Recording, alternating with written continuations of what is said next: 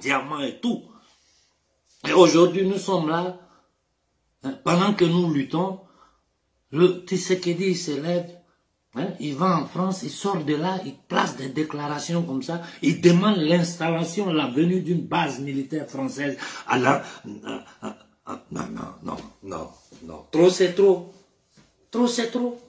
Mais est-ce que vous vous rendez compte de ce que ces gens-là nous font? Vous vous rendez compte? On peut être plus minable que Tshisekedi. Il y a possibilité d'être plus minable que Tshisekedi. Nous nous en prenons toujours à la France. C'est vrai. La France est le maître d'œuvre de tout ça. C'est vrai que depuis des siècles, la France a vécu du sang, de la chair du peuple africain. Mais nous aussi, Africains, nous avons des responsabilités. Regardez ce que vous appelez classe dirigeante. Regardez vous-même ce que vous appelez classe dirigeante africaine. C'est pas possible. Tshisekedi, c'est une honte. Et des gens comme Tshisekedi, c'est ceux-là que les Occidentaux vont toujours utiliser pour tenir l'Afrique, hein, en état d'esclavage économique moderne. Et ils sont pleins dans la galaxie africaine. Les Insou, les Nasra du Tchad, les Tidjantiam, les Pakumboku, je sais pas quoi. Mais tout ça, c'est du n'importe quoi. Arrêtez d'appeler ces gens-là intellectuels. Vous savez ce qui signifie le mot intellectuel? Prenez le dictionnaire et allez voir le sens du mot intellectuel. Ceux-là, c'est des mercenaires, c'est des vendus, c'est des éléments créés, fabriqués par les officines occidentales pour maintenir l'Afrique dans la misère.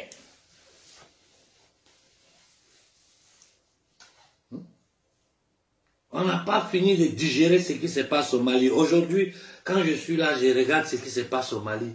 Je suis tellement découragé, et je ne vous le dis pas, entre nous, en privé, quand nous discutons, nous sommes dépassés par le comportement du peuple africain.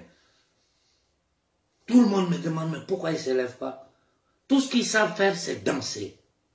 Pondre des enfants qui vont mourir dans l'eau, venir devenir des esclaves ici, bavarder dans le vide, la corruption, la malhonnêteté, et ils se cachent.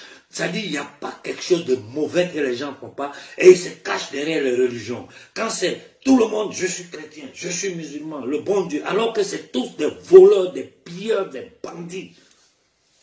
La classe dirigeante. Le peuple, c'est même pas la peine. Aujourd'hui, les pasteurs naissent en Afrique comme du champignon. Tout le monde devient pasteur. Si tu n'as pas de travail, va devenir pasteur.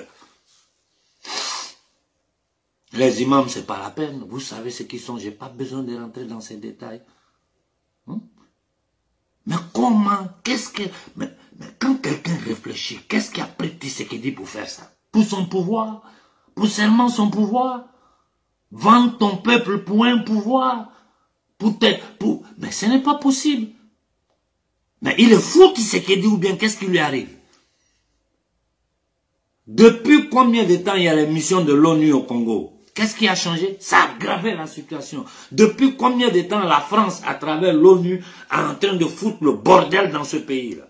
Et pourquoi? À cause du cobalt. C'est tout, c'est rien d'autre. À cause du cobalt. 80% du cobalt mondial se trouve là-bas.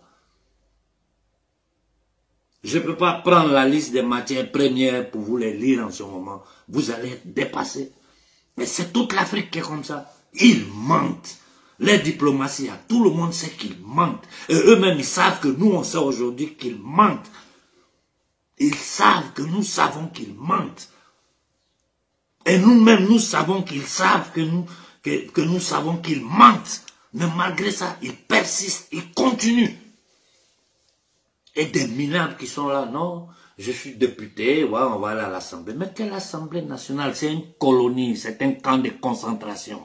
Vous n'avez... Mais lisez les 11 accords coloniaux qui entre la France et l'Afrique. Lisez ça. Ça, c'est pour notre précaré.